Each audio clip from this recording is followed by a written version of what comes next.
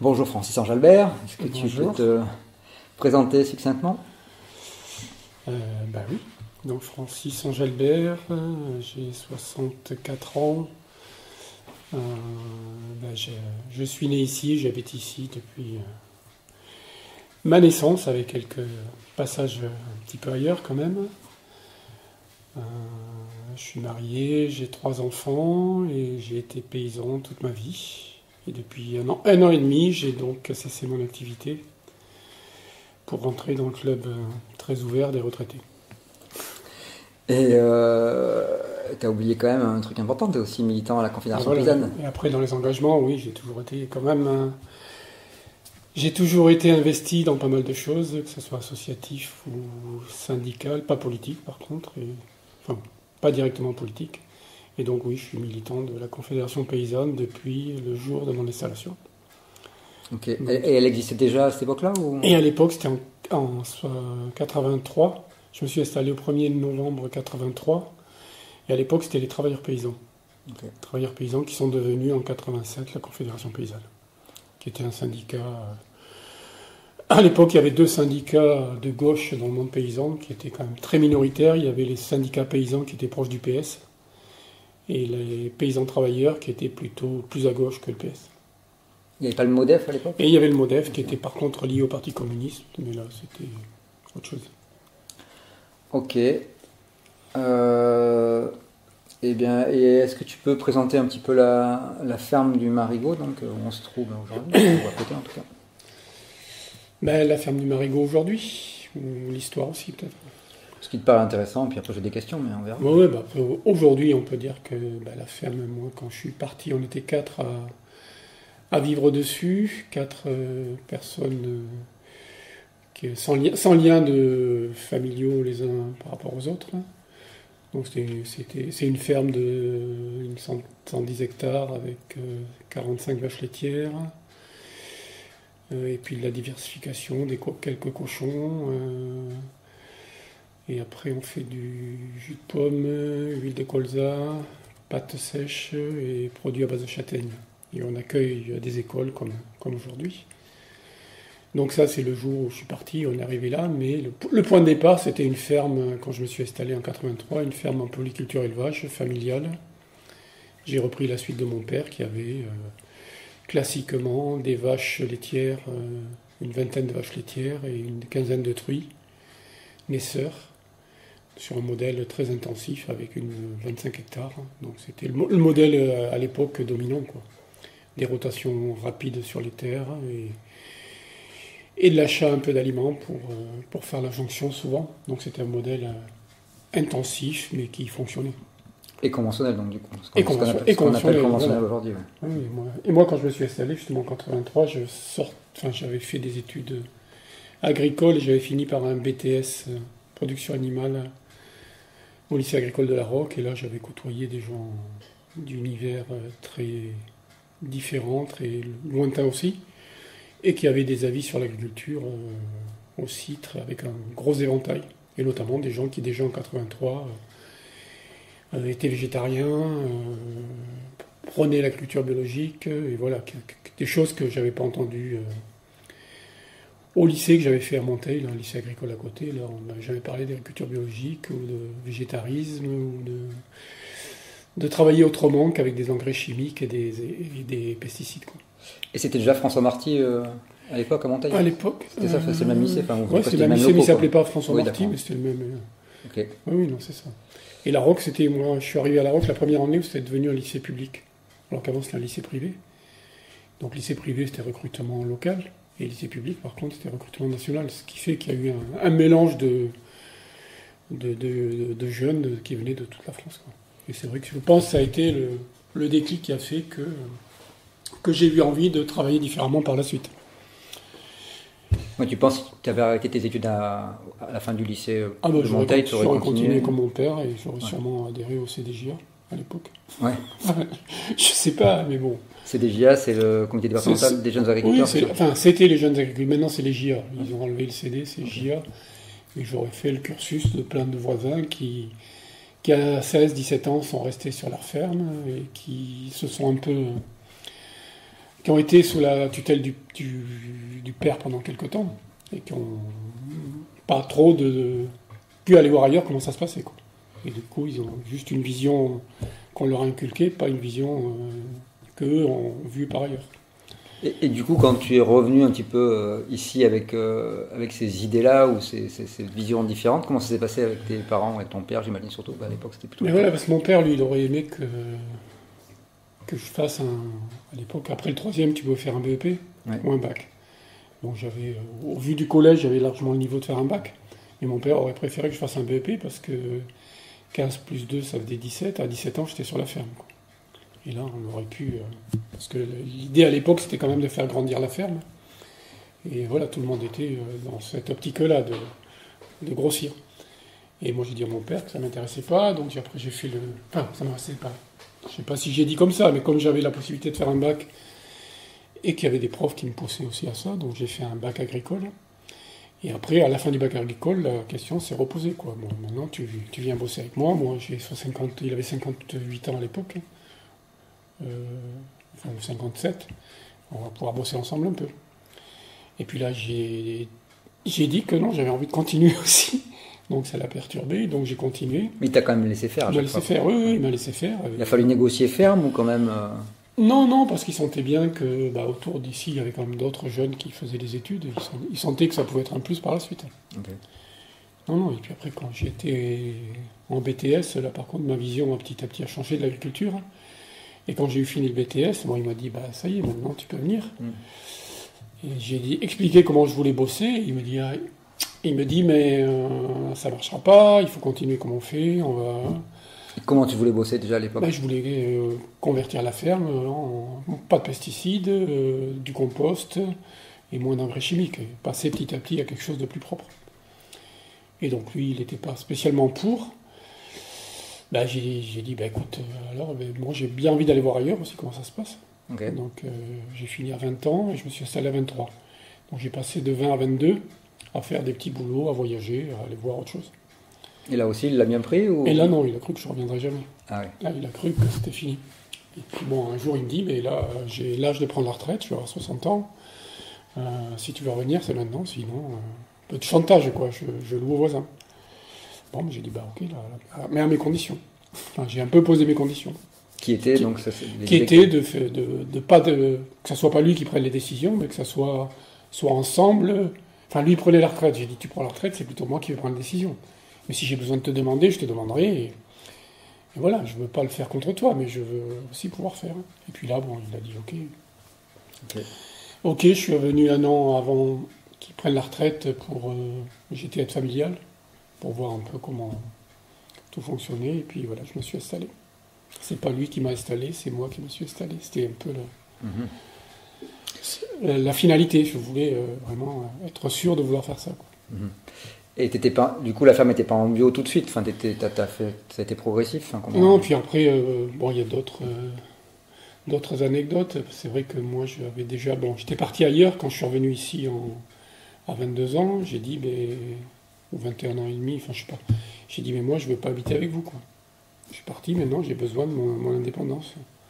Et donc, il réfléchissait un peu où c'est qu'il pouvait me mettre dans la ferme. J'ai dit, mais moi, je m'en fous, je vais prendre un appartement à la Fouillade et je vais habiter à la Fouillade.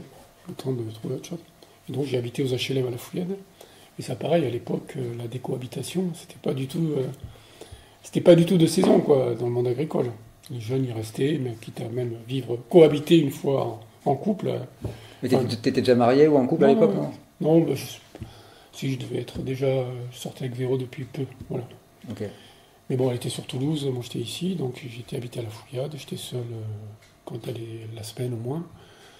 Et voilà, j'ai passé 2-3 ans à la Fouillade, en locatif. Et donc après, on a eu le projet de faire la maison sur la ferme, qui est en bas, c'était en 85 ou 6 par là. Et donc là, par contre, là, mon père m'a... Du coup, la ferme était toujours en conventionnel, mais moi, j'ai désherbé qu'une fois. C'est mon père qui désherbait, mais de moins en moins. Moi, je l'ai fait une fois. Vous désherbez avec du pesticide. Donc, je l'ai fait sans protection, comme tout le monde. Un produit top, parce qu'il ne touchait pas les légumineuses. Sauf que moi, j'ai été KO pendant 2 jours. Avoir mal à la tronche, envie de dégueuler. J'ai dit, ça, c'est terminé. Et mon père, je pense qu'il a dû arrêter à ce moment-là aussi. Donc on s'est mis à travailler un peu différemment, à faire des mélanges de céréales, des mélanges de prairies. On a arrêté les désherbants et les engrais chimiques solubles, petit à petit, on a diminué les doses, quoi. Et on faisait le fumier, on le compostait, pour essayer d'avoir un fumier plus efficace. Donc ça, pendant quelques années, on a évolué comme ça. Mon père me donnait un coup de main, ça lui allait à peu près bien. On a supprimé aussi les cochons, pour simplifier un peu. On était dans un côté... les techniciens agricoles poussaient à avoir plus qu'un élevage, quoi, se spécialiser sur un élevage, à faire grossir et être plus performant. Donc c'est vrai qu'avoir 2 élevages sur une petite ferme, c'était un peu tendu. Donc on a supprimé les cochons, on a augmenté le nombre de vaches laitières. Et voilà, et moi j'ai fait ma maison d'abord pendant 1 an, où j'ai passé beaucoup de temps en bas, et après on a fait des bâtiments agricoles. Voilà, et pendant tout ce temps-là, la ferme est restée en conventionnel, mais avec des pratiques de plus en plus vertueuses. Voilà. Et du coup, à l'époque, donc oui, vous étiez quand même 2 sur la traite, donc quand même vous relayez, vous au départ, avez un peu des week-ends. Au départ, mon père il faisait la traite, puisque c'était dans le vieux bâtiment entravé. Et en 80... Non, la maison, on l'a fait plus tôt. En 85, on a fini la maison. Après, on a attaqué. J'ai passé 3 ou 4 ans à faire beaucoup de maçonnerie. Les bâtiments agricoles, que j'ai fait en partie avec des gens qui venaient m'aider à la journée. Et je crois que c'est en 85 qu'on a commencé à traire en salle de traite. Et là, mon père, il m'a dit, il avait... il aura 65 ans, il était fatigué aussi. Il m'a dit, là, ça va trop vite pour moi. Je me sens pas de traire, et puis j'ai plus envie, quoi. Et donc là, il a jamais traité en salle de traite. Là, tu te retrouves, donc là, je me retrouve tout seul à traire 30 vaches. Tous les jours, tous les week-ends. Matin et soir, toute l'année. Donc c'est là que ça a commencé. Bon, au début, j'avais plein de copains de BTS, justement, qu'on se voyait, qui passaient, ou d'autres gens que je connaissais qui pouvaient me remplacer une semaine, qui savaient à peu près traire. Donc ça pouvait le faire, mais rapidement, c'est devenu un problème. Voilà, d'où après l'idée enfin, mûri petit à petit, de se dire, mais moi je vais pas faire ça tout seul très longtemps, parce que c'est trop de contraintes. Alors que ton père, lui, il avait très matin et soir toute sa vie, quoi. Les premières vacances, il les a pris à la retraite, quoi. Une fois qu'il a été à la retraite. Les premières vraies vacances. Il partait, on arrivait à partir des fois un jour à la mer, mais c'était la course. Il faisait les vaches le matin à 5h, on partait à 6h30, et on rentrait pour 7-8 heures le soir. Ouais. Mais une fois, on l'a fait ou 2. C'était les seules vacances qu'il avait pris. Après, c'est les repas de famille, la messe le dimanche. Voilà. D'autres vacances. Ouais, donc tout ça pour dire, oui, qu'il y a eu la partie mise en place de la ferme, donc bâtiment, maison d'abord, bâtiment, et après la réflexion sur comment avoir du temps. Et c'est là en 90, on a fait le GAEC avec Pierrot. Pierrot second, parce on travaillait déjà en Cumin ensemble, on avait les 2 mêmes fermes, contiguës, on avait le même nombre de vaches, on faisait la même chose, aux mêmes horaires. Et on s'entendait relativement bien, donc l'idée c'était de dire, mais on va ramener toutes les vaches sur une ferme, les génisses sur l'autre, et puis il n'y aura qu'une traite qui va se faire, il n'y en a qu'un qui va la faire, et puis on bossera un week-end sur 2, et on pourra prendre des vacances sans que ça pose de problème. Ok. Donc c'est ce qu'on a fait en 90, on avait dû le réfléchir avant, mais en 90 on a fait ça. Et donc toujours en conventionnel. Donc on a mélangé 2 troupeaux. Pierrot, pareil, il a fallu qu'il change un peu ses pratiques. Mais comme le GAEC n'a pas duré très longtemps, ça s'est fait naturellement, quoi, petit à petit, puisque avec Pierrot on a bossé ensemble 1 an et demi. Du coup, après, tu as trouvé d'autres associés, alors? 1 an et demi, parce que Pierrot, il a monté le café-concert, et qu'il vivait la nuit, et que le jour, la ferme, c'était compliqué. Ouais. Et puis, il a trouvé que, même s'il avait des week-ends qu'il avait déjà avant, parce que son père bossait sur la ferme, même s'il faisait pas toutes les traites, mais avant, c'était son père qui les faisait aussi, qu'il avait beaucoup plus de contraintes qu'avant, en étant GAEC.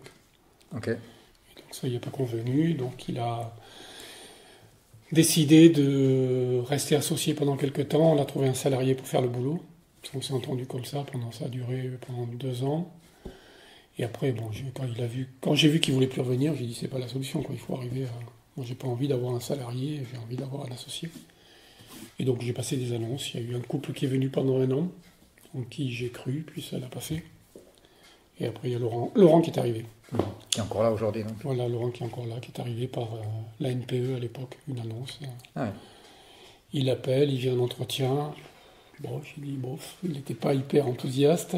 Et puis finalement, non, c'était un super. C'était un super associé, il est toujours là, oui, c'est lui qui fait tourner. Et voilà, et donc Laurent est arrivé en 94. Et là, moi je m'étais dit déjà, bon, si je trouve pas d'autres associés, j'arrête le lait. Enfin, si ça marche pas avec Laurent, parce que j'avais essayé Pierrot, l'autre couple, puis Laurent, je dis si là ça marche pas, j'arrête le lait, des vaches allaitantes, et puis on va trouver un système qui soit moins exigeant maintenant. Donc de l'élevage viande ou... Viande, j'aurais fait comme fait Henri, ou voilà, un truc un peu extensif, et où tu peux te libérer facilement, quoi. Et puis Laurent, ça l'a fait, et donc l'idée de suite, même avant que Laurent arrive, l'idée c'était de passer en bio. On avait discuté avec Pierrot, et bon, voilà, passer en bio, et quand Laurent est arrivé, dans ses prérogatives, c'était aussi pour s'intégrer sur la ferme, d'entamer les démarches et de faire tout le suivi pour le passage en bio. Donc c'est Laurent qui avait géré à l'époque tout ça. Et du coup, aujourd'hui, bon, on va pas refaire toutes les étapes de différents associés et tout ça, mais aujourd'hui, enfin, quand tu as arrêté, ou ce que tu en sais d'aujourd'hui, donc ils sont... là, aujourd'hui, ils sont 3, ils vont peut-être y en avoir un 4e qui va arriver. Donc ça veut dire qu'ils ne travaillent plus qu'un week-end sur 4, donc c'est pas mal déjà. Oui, mais bon, à la fin, c'était ça. Ouais. Et un week-end sur 4, et donc, pareil, dans la semaine, c'est pas tous les soirs ni tous les matins que la traite, quoi. Mais non, du coup, même... je trouvais même qu'à la fin, moi j'avais arrêté les traites parce que je disais, il y avait des jeunes qui arrivaient et que des traites dans la semaine, il y a 5 jours, ça fait 10 traites. 10 traites, même, et il y en a 2 qui te passent sur le week-end, ça fait 8 traites, puisque le week-end c'est du vendredi soir au lundi matin. 8 traites divisé par 4, ça fait 2 traites chacun. Et en 2 traites, quelqu'un qui veut connaître le troupeau, apprendre à traire, il ne traite pas assez, quoi. Oui, parce qu'extérieurement, on se dit la traite, c'est juste prendre le lait, mais non, c'est plus que ça. Non, c'est le moment où tu vois les animaux, où tu vois s'il y a un problème. Enfin, c'est là la suivi du troupeau se fait beaucoup à la traite, quoi. Et donc moi j'avais arrêté la dernière année pour que les jeunes fassent un peu plus de traite. Et puis pour qu'ils apprennent plus vite aussi, parce que ça prend aussi. Donc voilà, aujourd'hui c'est vrai que bon, là ils sont à 3. À 3 les traites, ça fait un peu plus de traites chacun, mais je pense que c'est pas très contraignant de faire 3 traites par semaine. Sachant quand même que les horaires des traites, quand même. Oui, voilà, les horaires des traites. Moi, là, c'est 6h matin et 5h30 ou 6h moins le quart le soir.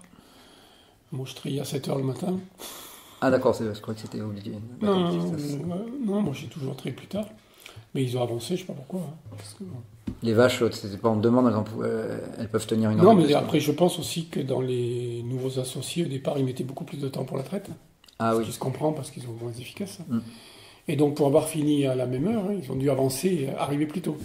Mais maintenant, j'ai compris qu'Audi, il arrivait à 5h30. Ah oui, encore plus tôt, d'accord. Enfin, moi, j'ai aussi fait la traite tout seul. Et quand tu as fait la traite tout seul tous les jours, tu viens pas à 6h, à 5h30 tous les jours, quoi. Ou 6h. Ok. Bon, je sais pas, peut-être l'évolution juste après, vite fait, parce que quand Laurent est arrivé, dans une démarche bio, donc ça, à l'époque, c'était 3 ans de conversion. 97 certifiés bio. Donc on livrait chez Sodial, le gros groupe, par une coop, qui eux n'ont pas voulu nous collecter en bio, disons que c'était pas possible. Enfin, et donc on est parti chez Biolay, qui était un groupement de producteurs, forme coopérative aussi, qui collectait partout. Et voilà, et on est resté pendant très longtemps chez Biolay. C'était un super groupement de producteurs avec plein de gens intéressants. Donc ça, c'était à partir de 97, et puis après, les années après, on a commencé à se diversifier aussi. On avait envie, bon, le lait c'était bien, on avait envie d'accueillir sur la ferme, d'où l'idée de... déjà, il y avait les gîtes qui commençaient à tourner, les gîtes qui sont perso, donc l'idée de faire une ferme pédagogique. Et après, on avait des châtaigneraies et quelques pommiers, on avait eu envie aussi d'essayer de les valoriser. Donc voilà, ça s'est mis en place entre 98 et 2003, 2004, petit à petit. Et donc ça a amené du mouvement sur la ferme, de nouvelles activités, un peu plus de boulot, donc besoin de s'organiser un peu plus. On a embauché ponctuellement des gens pour nous aider. Et voilà, et autant moi que Laurent, je pense qu'on a pris plaisir à ce moment-là à faire autre chose que s'occuper autant aussi tout le temps des vaches.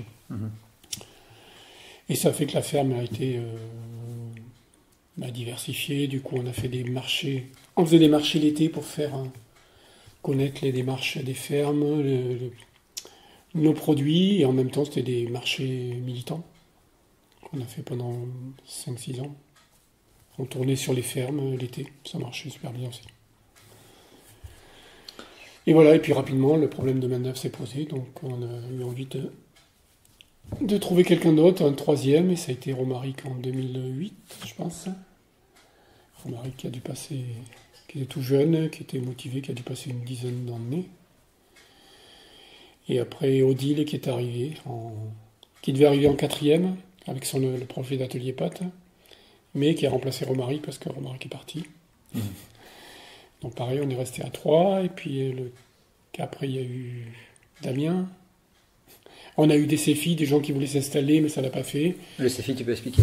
Les CEFI, c'est des contrats pré-installation, c'est un statut salarié précaire un petit peu, mais il y a des financements en région ou pour l'emploi pour ceux qui touchent le chômage, et c'est une mise en situation pendant 1 an, dans des conditions d'associés.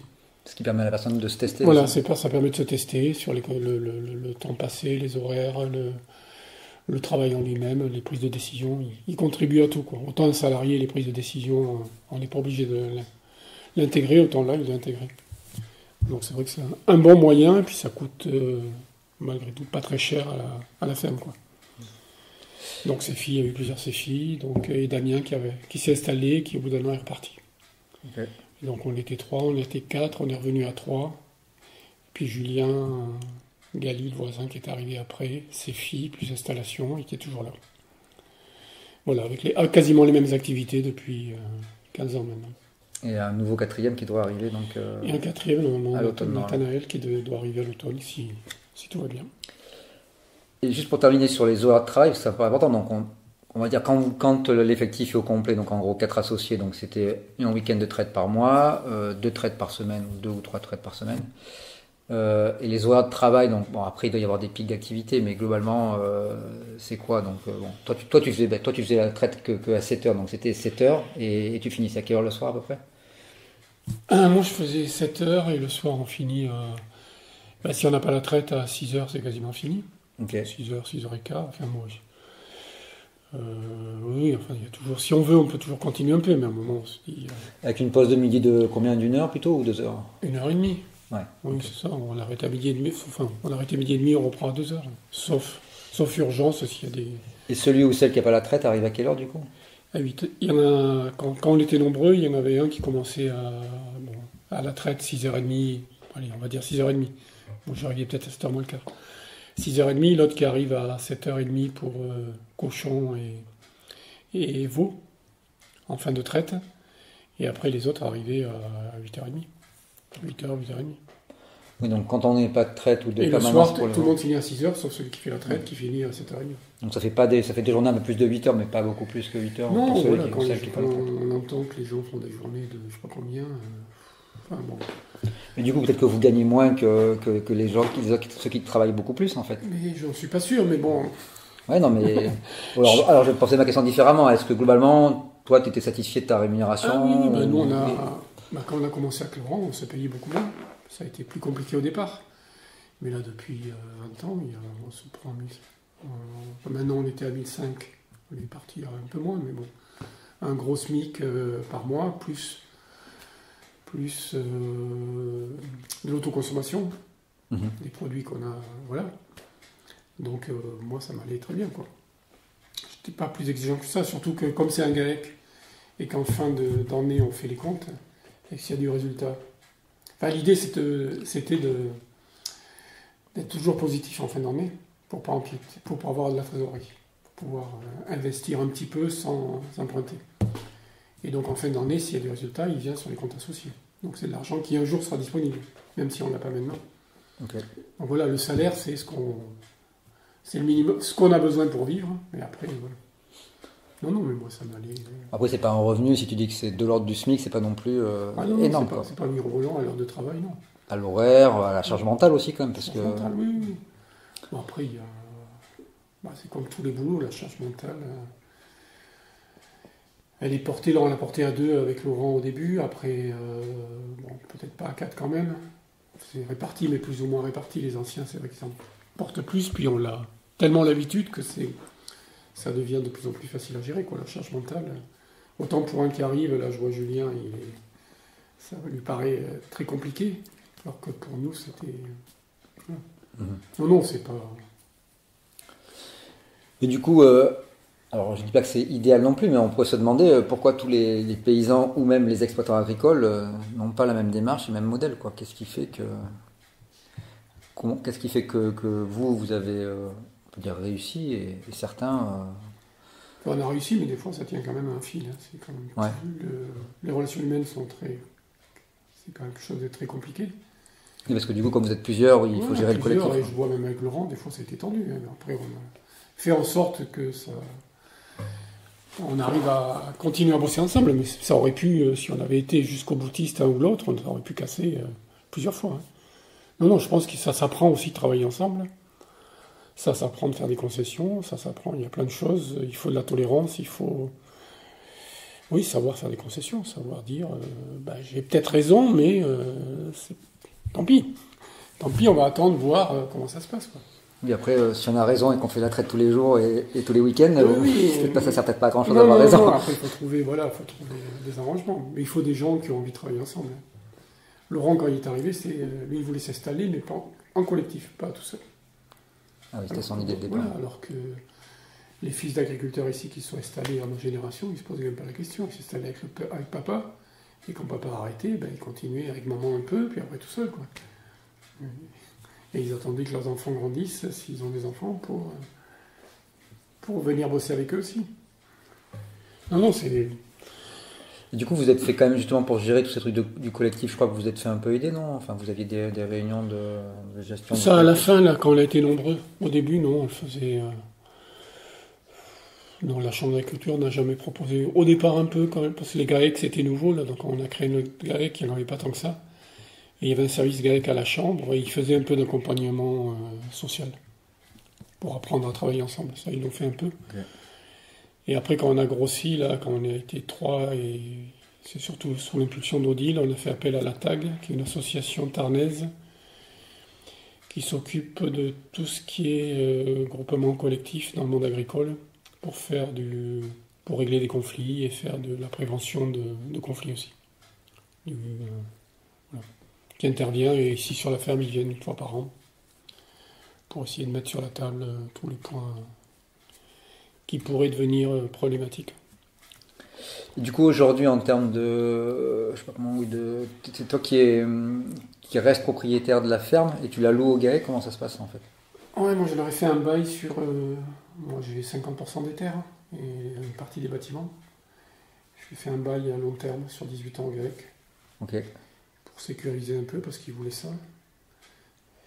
Et donc je suis propriétaire et j'ai gardé une petite activité sur les pommiers châtaigniers. Donc je suis salarié. L'an dernier j'ai dû faire l'équivalent d'un mois sur l'année. Ok. Un mois de travail. Je suis à la fois salarié et tu as dit 50%, et les 50% qui restent, c'est quoi alors? C'est les terres en location. Ok, en fermage. Donc. On est en fermage avec Pirot.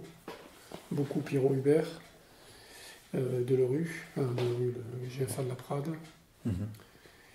Et voilà.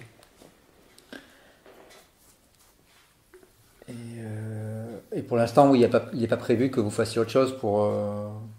Est-ce que tu as envisagé carrément de vendre complètement, donc soit au GAEC, soit une autre structure? Est-ce qu'eux, ils étaient intéressés pour ça? Enfin... Ils ne sont pas intéressés, je pense pas. Puis bon, j'ai posé la question aux enfants, les enfants, ils ne savent pas du tout ce qu'ils vont faire. Si ça ils pensent que ça ne les intéresse pas, mais bon, comme Théo est jeune, il n'a pas fermé la porte non plus. Et il pense collectif, donc... Bon, il parlait de créer un collectif, mais pas. Il cherchait un endroit, mais pas ici. Il fallait un endroit neutre. Puis là, bon, il est dans d'autres choses pour le moment, je ne sais rien, peut-être un jour. Donc c'est un peu pour ça aussi que tu te dis, au cas où, je garde... Oui, je reste propriétaire. En plus, je pense que sur la ferme, il n'y a personne qui a envie d'acheter pour le moment. Parce que du coup, il faut sortir pas mal de... Oui. Ouais. Puis moi, j'ai ma maison là, il y a les gîtes. Pour le moment, on continue les gîtes. Donc voilà, j'ai pas envie de partir. Locataire, pour le moment, ça me va bien. Mais bon, à terme, je sais pas. Là, déjà, il y a Mazerolles. Ouais, j'ai des terres sur Mazerolles aussi. Et là, Robin est propriétaire où il a fait sa maison, Robin et Jeanne. Et puis là, je leur ai dit l'autre jour, mais si un jour vous voulez acheter, toutes les terres qu'il y a autour, voilà. C'est plus simple qu'à terme, vous deveniez propriétaire. Ok. Voilà. Mais ici, bon, s'ils me posaient la question, on pourrait y réfléchir. Mais là, pour le moment, je pense qu'il y a... Autant Laurent, il n'est pas loin de la retraite. Et puis, Odile et Julien, je sais pas. Ouais. Je pense que ça leur va bien, honnêtement. Ouais, oui, parce que sinon, il faudrait qu'ils fassent des emprunts ou trouver un capital pour... Il faut emprunter, oui. Ouais. Bon, peut-être ça leur reviendrait pas beaucoup plus cher sur 20 ans, en étant l'emprunt. Mais bon, pendant 20 ans, il faut payer l'emprunt. Oui, c'est comme quand on achète une maison pour soi, quoi. Sur 20 ans, je pense que ça leur coûterait plus cher, le remboursement d'emprunt par rapport au fermage. Ouais. Et sur les aspects économiques, du coup, qu'est-ce qui rapporte le plus? Donc, tu as parlé des différentes activités, donc le lait, les pâtes, le colza, les châtaignes. Il y a aussi donc la ferme pédagogique. Est-ce qu'il y a tout ça est à peu près équilibré ou est-ce qu'il y a des choses en termes de revenus qui sont vraiment importants, quoi, enfin, qui structurent vraiment le... Ce qui rapporte le plus, c'est quand même les vaches laitières. Le troupeau laitier, parce qu'il utilise des surfaces qui sont primées par la PAC. Okay. Et indirectement, la PAC est liée au troupeau laitier. Ouais. Donc si on n'a pas autant de surface et si on n'a pas des vaches, on aura beaucoup moins de PAC, on n'aura pas les CHL. Là, imaginons que vous fassiez que des pâtes, par exemple, donc des que pâtes des alimentaires. pâtes, on a besoin de 10 hectares de... Oui, imaginons que vous en fassiez beaucoup, que vous utilisiez tous les hectares de pâtes, oui, pour faire des pâtes. Du coup, est-ce que vous auriez autant de PAC? PAC, donc c'est les aides PAC, c'est les aides de la politique agricole commune. Oui, merci. Et donc ils sont donnés par l'Europe. Donc en gros, voilà, pour bien comprendre, si vous faisiez, demain, le gars qui arrête les vaches laitières fait que des pâtes, ou je sais pas, des pâtes, des lentilles ou n'importe quoi, est-ce que les aides PAC seraient la même ou c'est lié quand même Non, c'est complètement lié. Donc en fait, la PAC pousse un peu à faire de l'élevage, en fait, quelque part. Sur la PAC, il y a deux piliers. Il y a le premier pilier, c'est des aides à la surface. Donc quoi que tu fasses, tu as une aide à la surface. Donc ça reste, mais ça représente la moitié de ce qu'on touche à peu près. Et deuxième pilier, c'est plutôt lié à l'utilisation et au verdissement. Donc il y a l'ICHN parce qu'on est en zone de montagne. Ouais. Donc ça représente pas beaucoup. Mais pour toucher l'ICHN, il faut avoir des animaux qui pâturent sur les surfaces. Ah, si tu n'as pas d'animal Si tu n'as pas d'animal, tu touches pas l'ICHN. Tu touches pas l'ICHN. Alors, il faut un minimum. Alors, on dit en zone de montagne, pour qui connaît ici, effectivement, il y a des endroits très pentus, mais il y a d'autres endroits plus plats. Là, sur le plateau entre Najac et la Fouillade, c'est assez plat. Est-ce que ça veut dire que que la ferme touche les mêmes aides que quelqu'un qui est dans les Alpes ou dans les Pyrénées, par exemple, ou c'est quand même... Non, t'as montagne et t'as haute montagne. Ah d'accord. Okay, il y a trois niveaux. Il y avait Piémont, montagne, haute montagne. Là, je pense que Piémont, c'est en train de sauter, ou ça devrait sauter. Mais après, t'as ceux qui n'ont pas d'aide. T'as montagne, t'as haute montagne. Okay. Non, les autres, ils touchent plus en haute montagne. Non, nous, c'est lié. Donc, si t'as plus d'animaux, on perd la moitié de la PAC, quasiment. Après, t'as des aides au verdissement, mais c'est un peu anecdotique. Et puis, bon, de plus en plus, les contraintes qui mettent en face le verdissement sont de moins en moins exigeantes. Donc, ici, tout le monde rentre dans le... Tout le monde y a droit. C'est une plus-value. Le verdissement, c'est-à-dire ça... Il poussait à laisser des haies, replanter des haies, faire des associations de plantes en culture, des légumineuses. Voilà, il y a des contraintes, des obligations pour avoir ces aides-là. D'accord. D'avoir des éléments c'est surtout les éléments paysagers qui entrent en ligne de compte. Mais bon, comme... ils prennent en compte aussi les bosquets. S'ils prenaient que les alignements de haies, il y en a qui n'auraient pas droit, mais dès que tu as un bois, ça compte aussi. Donc, en mettant tout ici, tu arrives à être bon pour toucher tout ça. Non, donc la première source de revenus de la ferme, c'est 80%. C'est le troupeau laitier et la PAC, qui est quand même lié fortement. Et en même temps, mettons que quand il y a 4 associés, bon, enfin, de toute façon, les aides ne changent pas, et c'est de l'ordre de, c'est entre 30 et 40 000 euros pour la ferme, je crois. Non, j'ai pas regardé là 60. récemment. Ah, c'est 60? Ah, je pensais que c'est. Enfin, donc, du coup, ça représente à 15 000, ça représente, on va dire, 15 000 euros par personne, quoi. Alors qu'il y a des fermes où ils sont beaucoup moins nombreux et qui peuvent aller jusqu'à 70, 80, etc., quoi. Et malgré ça, toi, tu disais que bah, ça va au niveau revenu, quoi. Donc, est-ce que ces gens-là ont plus de charges, enfin je sais pas, de tracteurs, de je sais pas quoi, de bâtiments, je sais pas, qui font que ça justifie la PAC, ou c'est juste qu'ils du coup ils gagnent entre guillemets plus d'argent parce que ce qu'il leur reste à la fin du mois est supérieur, quoi. Tu as les charges que tu veux te mettre à dos, quoi. Ouais. Nous, on a fait le choix depuis qu'on s'est installé. Depuis que je me suis installé, j'ai adhéré à la CUMA direct à Najac. Donc la CUMA, c'est un groupement de une coopérative qui achète du matériel et qui on achète. Enfin, c'est une coopérative, donc on est tous associés. On achète ensemble du matériel et on paye à l'utilisation. On mutualise. Oui, c'est coopérative d'utilisation de matériel agricole. Donc voilà, nous on a fait ce choix-là. On a fait le choix de ne pas renouveler. On a eu pendant longtemps que des vieux tracteurs qui coûtaient un peu de mécanique de temps en temps, mais qui étaient en plus faciles à dépanner. On a fait ce choix-là et beaucoup d'autres fermes n'ont pas fait ce choix-là. Ils ont fait le choix de la mécanisation individuelle et régulière pour tout le temps avoir du matériel dernier cri, quoi. Et ça déjà c'est une grosse économie sur les charges de la ferme. Nous, depuis le début, notre maître mot, c'est être autonome. Donc être autonome pour tout, donc c'est pas toujours investir pour en faire plus. Non, je pense que la différence entre les fermes qui touchent beaucoup de PAC, c'est elles qui font marcher, qui font tourner le commerce du matériel agricole. Plus ils ont de PAC, plus ils achètent de matos. Et moins ils ont à la fin de... Enfin, pour beaucoup, ils disent qu'ils n'ont pas de revenus, ou moins de revenus. Ouais. Parce qu'ils privilégient les investissements aux revenus. Non, c'est à double tranchant la PAC, je pense que... Enfin, c'est à double tranchant. Ça fait marcher l'économie, quoi que ce soit. Je voulais revenir un peu sur tout ce qui est bio et enfin agriculture chimique et tout ça. Là récemment, je sais pas si tu as vu, il y a eu une alerte qui avait déjà eu lieu il y a quelques années sur les engrais utilisés en France et le cadmium, je sais pas si tu as vu ça. Mais en même temps, on a l'impression que vous n'utilisez pas d'engrais puisque vous êtes en bio, d'engrais minéral.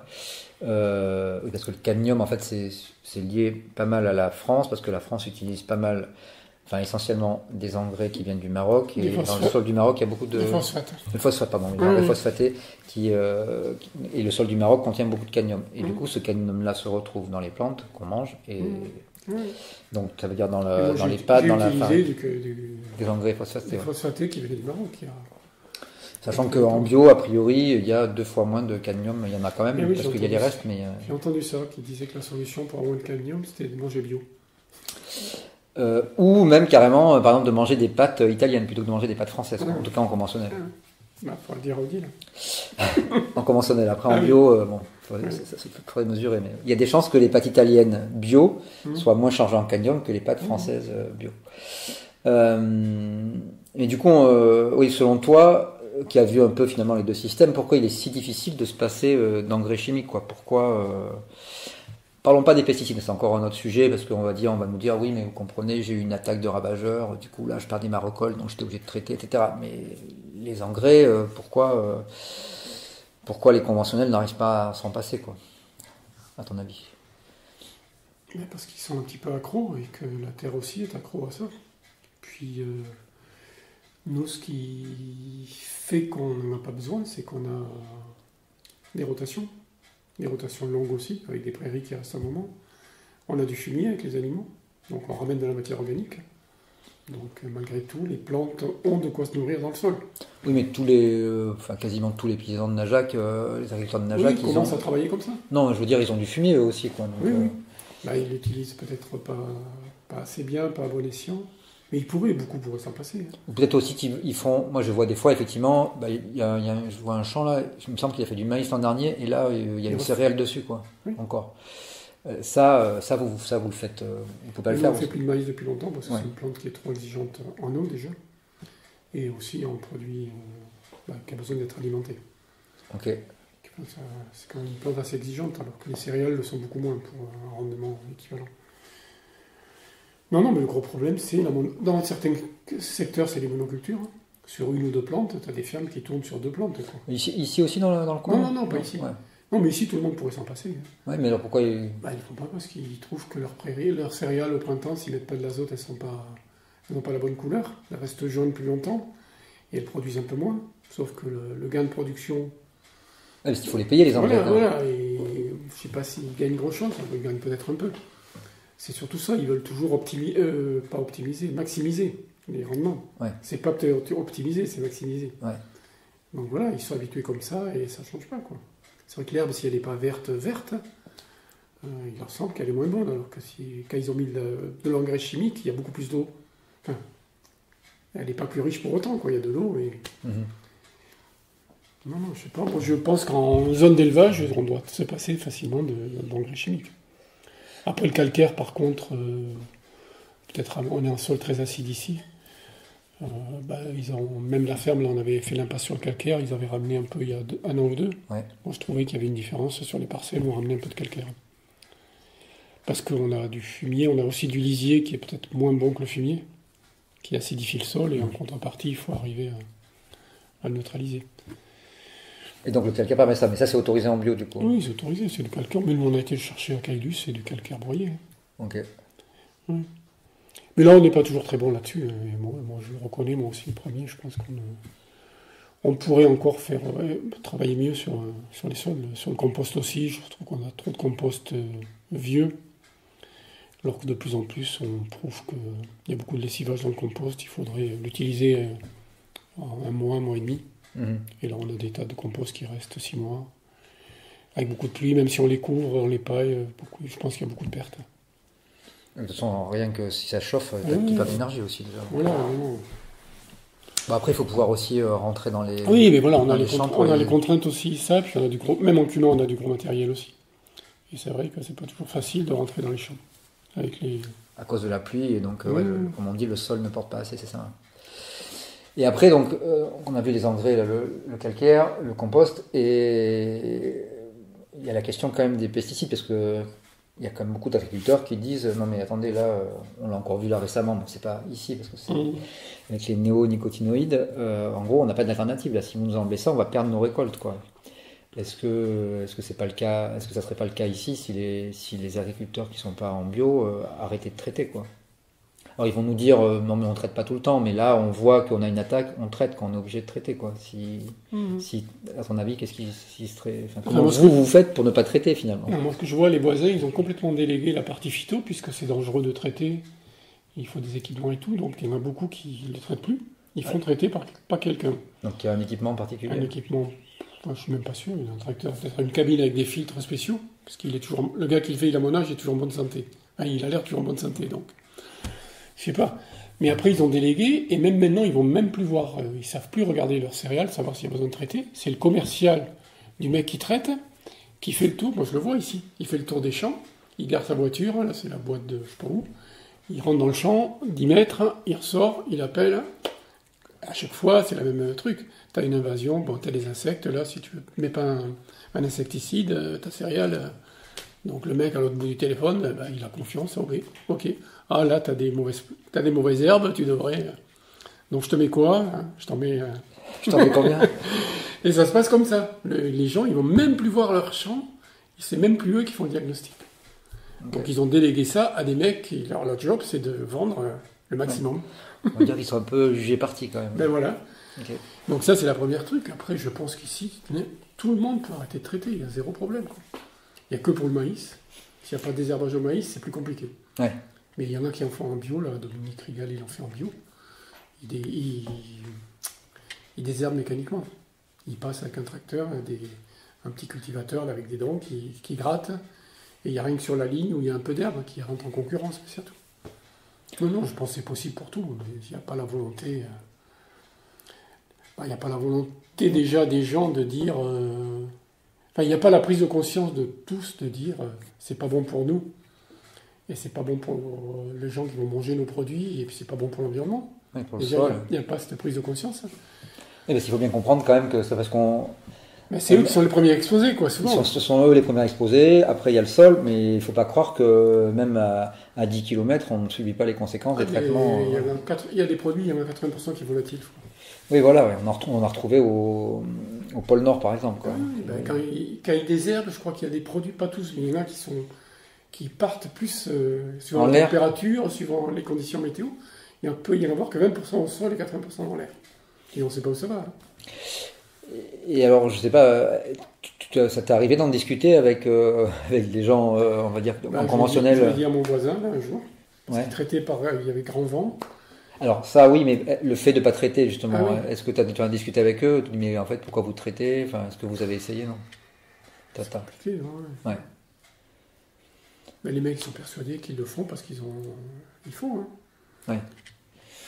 Mais ils n'ont pas d'argument scientifique. Comme ils délèguent beaucoup, ils voient bien que vous y arrivez, vous n'en faites pas. Alors, mais ils sont sûrement moins jolis, nos céréales, pour eux. Hein. Je pense qu'ils les voient. Et c'est vrai, hein, souvent, il y a des céréales moins jolies. Moins jolies, c'est-à-dire? Ils sont juste visuellement moins jolis ou il y a moins de rendement? Et qui rendront moins. Mais après, est-ce qu'on a besoin d'avoir un rendement... Voilà. Non, l'an dernier, je pense que les céréales n'étaient pas terribles. Hein. Après, beaucoup de gens ont des problèmes. Depuis 2 ans, c'est un peu compliqué. Après, on a eu des années où on avait des céréales magnifiques, sans traiter. Mmh. Oui, c'est plus lié à la météo. Enfin, en fait, justement, les traitements permettent de compenser les aléas météo, non, peut-être? Puis nous, quand c'est qu'on sème, comment on sème, si on met des légumineuses, quand on met des pois dans une céréale, bah déjà le pois ramène de l'azote au sol, ça nourrit la céréale. Et le mélange, on a eu des céréales là sur le champ d'en face, c'est magnifique, quoi. Et même cette année à côté de chez moi, là aussi, il y en a qui est assez joli. C'est pas très fourni, mais c'est joli. Ouais. Non, ça peut être... Mais il faut arriver à remettre des légumineuses avec les graminées, et dans les prairies, c'est pareil.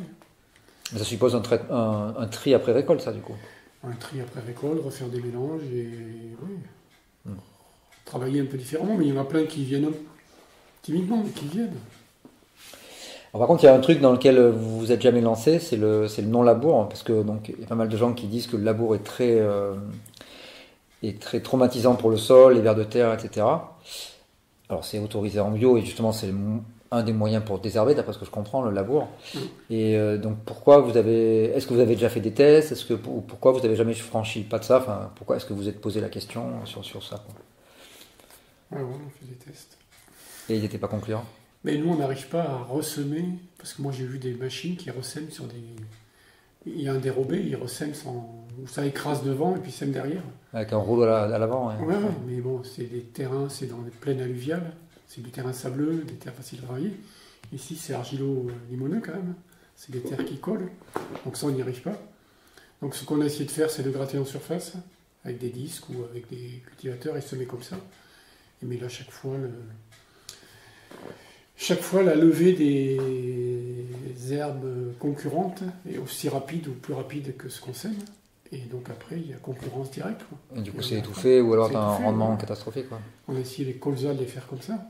On n'a jamais moissonné un colza derrière. Quoi. On a fait 2 ans de suite. Et c'est pour ça que les gens qui font du non-labour, souvent utilisent du glyphosate pour désherber. Quoi. Et c'est le seul endroit où le glyphosate pourrait être justifiable. Oui, je dis toujours ça, il y a des gens qui disent qu'il vaut mieux un petit coup de glyphosate que de labour. Mais même à la conf, on a ce débat avec qui ok, d'accord. Enfin, chez la conf, on n'est pas que des bio. Mais quand même, sur les pesticides, on est à peu près d'accord, sauf sur le glyphosate, où il y a des gens qui font ça, qui disent on a une prairie en pente, on va la régénérer. Si on commence à labourer, la terre, elle va partir en bas. Premier orage, la terre en bas. Il faut faire une céréale entre-temps. Voilà. Tandis que là, on passe un coup de Roundup et on ressème direct derrière. Et ça marche. Et ça bouge pas. Et on ne déstructure pas le sol. Et il y a des recherches d'agronomes qui disent que utiliser à 1 litre hectare, donc à microdose, pour eux, ça n'aurait que très peu d'effet. Ouais. Bon, après, par contre, il y a quand même peu de doute que le glyphosate soit cancérogène, quoi. C'est bien le débat, quoi. Non, mais s'il était utilisé que dans ces conditions-là, il est utilisé fortement par ailleurs. Quoi. Oui, là, moi, je parlais vraiment du non-labour, quoi. Oui, parce que je suis tombé par hasard, j'ai regardé juste un extrait, mais il y a eu une interview de Macron, là, sur je sais plus, France Télé, je crois, où justement, on lui parle du glyphosate, et il avait dû être briefé parce qu'il répond ça. Il dit, mais non, mais attendez, pour le glyphosate, on n'a pas d'alternative. Alors... Il y a quand même, je crois savoir qu'il y a quand même des gens qui font du non-labour, mais alors peut-être pas sur de l'argile, sans glyphosate, quoi. Apparemment, c'est faisable, mais c'est compliqué, quoi. Et puis ça doit pas être sur toutes les terres. Moi, j'ai vu des vidéos avec des trucs, je ne reviens pas comment ça peut marcher. Ouais. Mais ici, ouais, vous avez jamais C'est réussi. des terres trop compliquées à travailler, je pense. Ouais. Et je te dis, en grattant en surface, là, avec des outils à disque, en plus les disques, ça le désavantage de multiplier tout ce qui est chien-dent, tout ça, tout ce qui est à racine. Tu coupes et t'en remets partout. Quoi. Multiplie, ouais. Tu multiplies. Ouais. Donc il remet même le cultivateur t'affile pas assez. Et semer derrière. Ouais. Tandis qu'en retournant, parce que les graines se mettent en dormance quand tu les retournes. Et quand tu les remets au soleil, il leur faut, je sais pas combien de jours, avant qu'elle lève la dormance. Ouais. Enfin, qu'elle lève la dormance. Alors que ce que tu as semé, il prend direct. Voilà, ça s'explique comme ça. Ouais. Et après, on a essayé les pseudo-labours. Tu as des petites charrues qui font un sillon comme ça. Mais ça marche pas. Ils ont ça sur les cosses, beaucoup, quand il y a des cailloux. Et c'est pas réversible, souvent, c'est comme en planche. Là, tu remets... tu stimules toutes les petites graines qui sont en surface. Et tu les tournes pas assez. Oui, pas assez, du coup, elle lève, quoi. Ouais, je vois le truc. Ok. Dans notre système, ce qui est intéressant, c'est de laisser des prairies 5, 6, 7 ans, mais la PAC nous interdisait de les laisser plus de 5 ans. Ah, carrément. Oui. Enfin, vous interdisez, c'est-à-dire que si vous les laissiez plus de 7 ans, vous ne touchez pas de PAC, c'est ça? Ça devenait une prairie naturelle ouais. qu'on ne pouvait plus jamais retourner. Ah, d'accord. Dans les règles de verdissement, justement. Donc il fallait demander une dérogation, à la limite, tu pouvais faire une parcelle, demander une dérogation une année. Et là, je crois que ça s'est allégé un peu ce côté-là. Ça, c'est une des seules choses intéressantes qu'il y a eu suite aux manifs, quoi. De dire que les prairies, même si elles sont artificielles, si on peut les laisser plus de 5 ans, que ça ne devienne pas automatiquement des prairies naturelles, qui normalement sont sanctuarisées après. Je comprends qu'on ne veuille plus qu'on retourne les prairies naturelles, ça on ne le fait pas. Parce que les prairies naturelles sont sources de biodiversité, oui, de puits de carbone. Elles sont souvent près de cours d'eau, voilà, pour éviter l'érosion. Donc voilà, dans la PAC, si tu as une prairie naturelle, normalement tu touches pas plus, mais tu la tournes. Et si tu la touches, qu'est-ce qui se passe? T'as la police qui débarque ou... Oui, t'enlèves des aides sur une surface. Ah, ils t'enlèvent des aides, c'est ça, d'accord. J'avais une question sur l'ensilage aussi. Donc, d'après ce que je comprends, l'ensilage c'est autorisé en bio, c'est ça? Et vous en faites pas? Pour quelle raison? L'ensilage, on a arrêté d'en faire. Déjà, explique ce que c'est l'ensilage, parce que pour les gens. Oui, l'ensilage, c'est donc de l'herbe que tu récoltes au stade optimal, c'est-à-dire avant l'épiaison, donc qui est riche en sucre et riche en azote. Alors que plus on attend, la courbe entre les sucres ça monte et l'azote ça diminue. Donc plus tu attends, plus tu as du sucre, mais tu n'as plus de protéines. Alors qu'on essaie de couper là au stade optimal. Donc là, nous, dans notre principe, quand on en faisait, on laissait sécher un jour pour qu'il y ait moins d'écoulement après au silo. Sinon, tu ramènes beaucoup d'eau et ça coule et c'est très polluant et toxique. Parce qu'après, cette herbe-là, quand on ensile, on met dans un silo. On la met dans un silo, on la tasse et on la stocke sous une bâche. Et si c'est plein d'eau, ce silo il va couler des jus qui puent et qui sont très acides. Et si on la laisse sécher, qu'elle soit à 30% d'humidité ou juste un peu au-dessus, elle se conserve pareil, mais il n'y a pas d'écoulement. Et c'est plus facile à manger pour les bêtes. Ça, j'imagine que tout le monde fait ça aujourd'hui, cette méthode-là, ou non pas? Oui, il en reste encore, mais de moins en moins. Maintenant, les gens, ils font de l'enrubanage, qui est la même chose, mais en part individuelle. Parce que c'est plus facile à utiliser. C'est les bottes en plastique, enfin en tournée de plastique qu'on voit dans les champs. Il y a beaucoup plus de plastique utilisé, mais c'est la même chose que c'est l'ensilage à dose, à petite botte. Voilà, nous on a arrêté parce que c'était...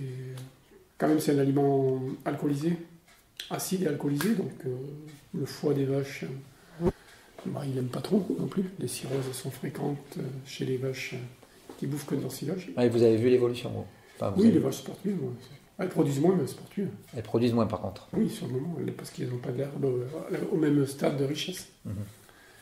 Non, puis moi, je trouvais que ça puait, quoi. Enfin, moi, maintenant, quand j'étais dedans, je ne le sentais pas. Maintenant, quand je vais dans une ferme où il y a l'ensilage, je trouve ça insupportable. Donc on a arrêté par conviction, et puis voilà, parce qu'on pensait justement qu'on devait arriver à faire du foin aussi bon, ce qui n'est pas vrai tout le temps, parce que le climat est compliqué. Et puis plus récemment, là, on livre le lait maintenant à la petite ferme qui est à Caussade depuis 5-6 ans, et lui, il veut absolument du lait sans ensilage. Ah oui, de toute façon, parce que ça change le goût du lait.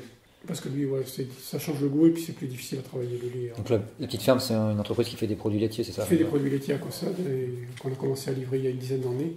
Et maintenant, on a quitté Biolay, on livre tout directement à lui. Ce qui d'ailleurs, tu parles de ça, est une sorte de fragilité, parce que si demain la petite ferme fait faillite ou autre... oui. quand même, la ferme aura, enfin, le GAEC aura moyen de revenir à Biolay sans problème, vous trouvez? Quand on est parti, c'est ce qu'on s'était dit avec Biolay. Et depuis, Biolay a eu des périodes compliquées. Là, la filière bio marche pas bien, même encore. Hein. Il y a plein de gens qui sont partis aussi de Biolay. Donc je sais pas. Ouais. On s'est même pas posé la question. Hein. Ils achètent la petite ferme achète le lait plus cher que Biolay ou pas? Ou c'est à peu près Pour le même moment, oui. Ok. Et par contre, on négocie direct avec eux. Donc, et puis on n'a pas tous les critères de qualité qu'imposer la vente de lait dans un groupe industriel. Quoi. Ok.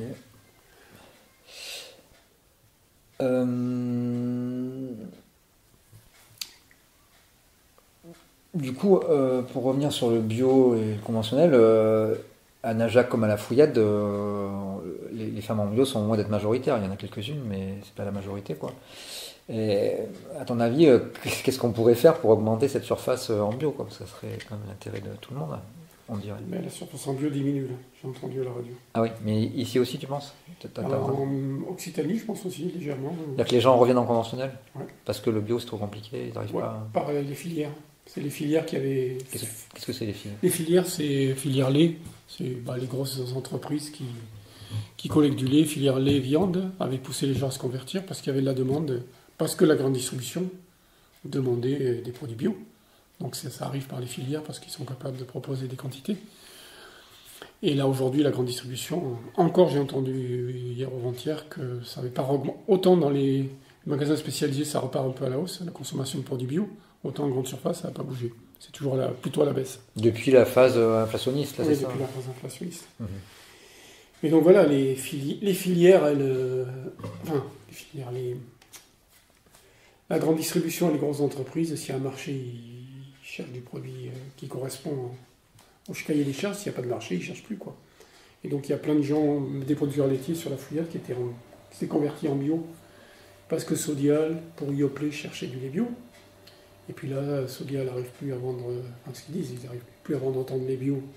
Donc ils ont moins besoin. Donc les gens, ils leur disent, repassez en conventionnel, on va vous le payer. Comme aujourd'hui, le prix du lait bio et le prix du lait conventionnel, c'est quasiment le même.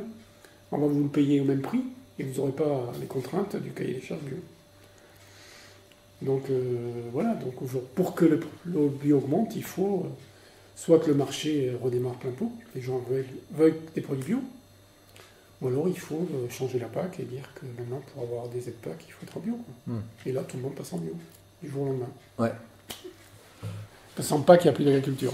Ouais, après, il y a la question quand même des importations, parce que les importations, c'est toujours aussi le débat, c'est de dire si nous on applique des règles très strictes en France, et du coup on va favoriser les paysans étrangers qui vont exporter chez nous, et donc nous on va être en concurrence avec ces gens-là. Ce qui était l'argument pour les néonicotinoïdes. Oui, c'est ce qu'ils disent tout le temps. Ouais. Mais en même temps, ils n'ont pas complètement tort. On comprend qu'on on leur interdit des trucs, et après, en fait, est-ce qu'on pourrait mettre des barrières douanières pour empêcher ces produits de rentrer en disant vous utilisez des produits qui sont interdits? On peut faire ça? On a interdit pendant longtemps les OGM en France, mais ils arrivaient quand même dans notre assiette. Ouais. Indirectement, par les tourteaux de colza, de soja qui venaient qui nourrissaient des animaux, et nous on mangeait des animaux. Donc, par contre, le lait, voilà. Ouais. Par contre, on n'avait pas de céréales OGM directement. Voilà, pas directement. Maintenant on en a. Voilà. Donc du coup, ici, localement, comment faire pour augmenter finalement la surface en bio? Il n'y a pas vraiment de solution, puisque c'est plutôt, tu as l'air de dire, oui, les gens y repassent. Non, mais la solution, c'est la consommation. C'est par la consommation, je pense. Ouais. Il faut que les gens, il faut que le scandale du cadmium prenne de l'ampleur, voilà, qu'il y ait d'autres scandales comme ça, pour que les gens se redisent, finalement... Mais tu vois, moi... Je pense que je suis un peu plus informé que la moyenne, et le cadmium, j'ai découvert là, alors qu'en fait, en faisant des recherches, c'est déjà sorti il y a 2 ans, 4 ans, c'est vieux. Parce que c'est sorti dans les médias il n'y a pas longtemps. Parce que en fait, c'est sorti dans les médias parce que les médecins libéraux ont refait une alerte, mais l'ANSES, donc l'Agence nationale de sécurité des aliments, je ne connais pas exactement le terme, en a parlé depuis longtemps. Si on fait une recherche sur Internet avec cadmium, on va trouver ces trucs-là. Mais effectivement, le gouvernement n'a pas... Après, apparemment, d'après ce que j'ai vu, on peut enlever le cadmium dans les engrais phosphatés, donc on peut aller en acheter ailleurs, mais ça va être plus cher. Ou alors, et ça va être aussi plus cher, on peut apparemment, mais il y a pas je sais pas, ça j'ai pas approfondi, il n'y a peut-être pas de procédé industriel. Il y a des procédés techniques qui existent, mais je sais pas si on les a industrialisés. Quoi. Parce qu'il y avait l'objectif du gouvernement quand même, c'était 25% de terres en bio en 2030, je crois. Ouais. C'est la feuille de route, ça. Je n'avais pas les chiffres en tête. Oui, je crois que c'est ça, 25, et donc là, ils étaient à une 12 ou 13, et là, ça recule. Et donc, normalement, s'ils veulent tenir leurs objectifs, il faut qu'ils boostent. Ouais. Il y avait des aides à la conversion, il y avait une enveloppe budgétée, il reste 1 milliard inutilisé. Donc, ils étaient prêts, on s'est battu là. Donc, c'est de l'argent qu'on donne aux gens pour se convertir en bio. Pour se convertir pendant 5 ans. Et donc là, on s'est battu syndicalement, justement, pour que cette enveloppe parte par ailleurs, qu'elle reste dans la bio. Pour qu'elle aille aux personnes, parce qu'avant, il y avait une aide à la conversion et une aide au maintien. Quand tu étais en bio, tu avais aussi une petite aide pour t'aider. T'inciter à rester en bio. Voilà. Et là, cette aide de maintien, elle n'y est plus. On disait, autant c'est 1 milliard qui reste en tiroir, là, autant les redispatcher à tous les gens qui sont déjà en bio. Et donc, on a été voir les préfets pour ça, les DDT. Et donc, bon, a priori, ça devrait... ils peuvent pas... Quand ça a été tracé comme ça, quand l'aide a été ciblée vers un secteur, c'est difficile d'aller la mettre pour acheter des néonicotinoïdes ou autre chose, quoi, pour les betteraviers. Donc, a priori, ça devrait rester, mais c'est pas gagné quand même. Mais ça veut dire que l'année prochaine, l'enveloppe, elle risque d'avoir 1 milliard de moins de conversion. Alors qu'ils ont des objectifs. Non, il faut des scandales. Il faut des scandales alimentaires pour que chaque fois on a gagné par rapport au second quand il y a eu ça. Ouais, vraiment significativement. C'est pas une petite bosse conjoncturelle et après ça redescend. Oui, ça redescend un peu, mais on gagne toujours un peu. Ça redescend moins bas que. Oui, voilà, ça redescend moins bas. Okay. Là, c'est redescendu bas avec le pouvoir d'achat où ils ont matraqué en disant que c'était le problème de l'alimentation, alors que l'alimentation c'est 10% de ce que tu dépenses, quoi. Ou même pas, je crois. Ouais. Ou peut-être même pas. Ouais. En fait, alors peut-être ce que tu dépenses, mais en fait, ce que tu dépenses par rapport à ce qui va aller dans la poche des agriculteurs, j'ai écouté Jean-Marc Jancovici tout à l'heure, il disait que c'était 1% en fait. C'est-à-dire qu'il va peut-être dépenser 10% de nourriture, mais là-dessus, la part qui revient. Et il disait, en fait, voilà, si on multiplie par 2, finalement, ça sera que 2%. Bon, il y a peut-être des gens pour qui ce sera compliqué, mais la grande majorité des Français, en tout cas, c'est pas si compliqué que ça de doubler, de passer de 1 à 2%. Quoi. Enfin, en tout cas, c'est un effort qu'on pourrait faire. Quoi. Mais visiblement, il n'est pas fait. Quoi. Sinon, d'autres pistes de réflexion, c'est de mettre en place la sécurité sociale de l'alimentation. Ouais. Dans quel cas, tout le monde a droit à sa part d'alimentation bio. Et là, tu boostes sérieusement. Et toute la restauration collective va faire passer en bio. Et là, tu boostes significativement les quantités qu'il faut trouver. Quoi. Et donc là, tu boostes les filières. Sauf que ça, c'est pas du tout, à part à la Confédération paysanne et dans ces milieux-là, on n'en parle pas beaucoup ailleurs. Ils en parlent dans le milieu alternatif, c'est vrai que ça serait une super solution. Que les gens, qu'ils soient riches ou pauvres, ils aient tous droit à tant d'euros d'achat de produits de qualité, quoi. Par mois et par personne. La Confédération paysanne, elle existe, donc on l'a vu depuis pas mal de temps, mais en même temps, là, on a l'impression qu'elle arrive un peu à un palier et qu'elle n'arrive pas à prendre plus de voix aux élections professionnelles, parce que c'est là où on peut mesurer son impact. Et donc que ce soit à la FNSEA, et maintenant il y a la coordination rurale, et on a l'impression que les voix qui ont été prises à la FNSEA, elles sont plutôt été à la coordination rurale qu'à la Confédération paysanne. Quoi. Est-ce que c'est des discussions que vous avez, ça pourquoi vous n'arrivez pas finalement à avoir plus d'adhérents et donc plus de voix aux élections professionnelles? Vous avez parce que je pense qu'on défend un modèle agricole, qui est un modèle d'agriculture paysanne, autonome, familiale, et qu'aujourd'hui, il n'y a pas que la FNSEA, mais il y a toutes les grosses entreprises, toutes les multinationales, tout l'amont, tout l'aval, qui eux prônent plutôt un modèle productiviste, industriel. Donc, beaucoup de gens sont embarqués dans ce système-là et ils ne voient pas comment ils peuvent s'en sortir, quoi. Parce qu'ils ont investi, parce qu'ils ont des charges, un petit revenu et pas le temps de réfléchir. Voilà, et ils sont pris là-dedans et voilà, les seuls moments de lucidité qu'ils ont, c'est pour dire on n'est pas content, ça va pas, et puis ils vont râler parce qu'on leur dit d'aller râler fort, ils cassent tout. Et puis, ce qu'eux revendiquent, c'est du revenu, souvent du temps. Et puis, à la sortie, ce qu'on leur propose, c'est de déréglementer plein de choses, Ah. Je pense qu'ils sont complètement manipulés et ils sont pas lucides de ce qu'ils font, quoi. Après, voilà. Et nous, dans ce qu'on défend, je pense on plafonne à 20-25% parce que ça représente les gens qui se reconnaissent dans ce modèle de production. Non, je vois pas comment on peut progresser tant que la politique européenne ou nationale agricole ne changera pas, quoi. On n'aura pas d'autres objectifs. Là, on est toujours sur de l'agriculture exportatrice, alors qu'il faudrait revenir sur des choses plus vivrières, plus au niveau européen au moins, et par pays aussi. Et puis, arrêter que ce soit la finance et l'agrochimie qui gère le ministère de l'Agriculture, pour que ça change. Il y avait une question par rapport à l'économie aussi, c'était la question des gens qui s'installent et qui n'ont pas de capital. Tu as déjà entendu parler, parce que j'ai croisé quelqu'un qui me parlait de ça. Et elle me disait, alors là c'est un petit peu technique, on va expliquer. Donc quand un jeune s'installe, il a le droit à la DGA, donc c'est la dotation jeune agriculteur. Donc c'est quand même plusieurs dizaines de milliers d'euros. Hein. Ben, suivant les cas, ici en zone de montagne, ça va jusqu'à 40 000. Voilà.